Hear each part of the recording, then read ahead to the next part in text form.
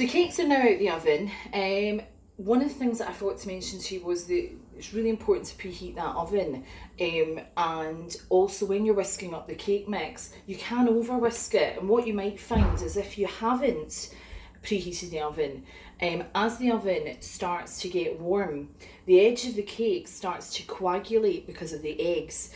But the middle of it, because it's not hot, as the heat starts to make the raising agent activate, it makes the middle peak up, which can cause that peaking that you get in the centre of your cakes.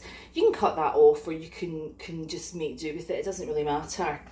Now what I'm going to do is I'm going to get a piping bag. Now if you don't have a piping bag at home, a food bag will also do, by just getting a plastic food bag and cutting a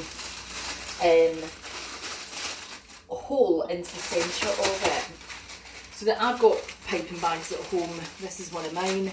And all you do is obviously cut a nice kind of trim at the bottom. I'm not bothering with a piping nozzle. I'm just going to pipe straight on.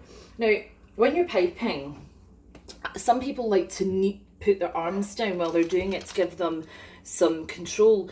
The reason for piping isn't just about the fact that it makes it look nicer. It also increases the level of skill that you demonstrate. If you don't have a piping bag or don't want to pipe, that's fine. When you do your challenge, what I want to see is you guys being creative and having a bit of fun.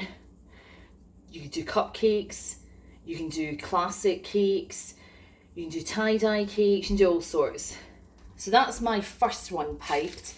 I'm going to come back to you in a moment once I've done the rest. So I've stacked up the cake now, and I've piped my buttercream, and the last thing I'm doing is I've made a ganache here, which basically is heated up double cream, which is important because you need the fat to make it thick, and then you add chocolate to it. Now mine's not quite cool enough, so the next time that you see my cake, it will be finished with me having poured the ganache over the top of it and let it cool, and I'll put a photograph on to show my homework with the URL of the video clip.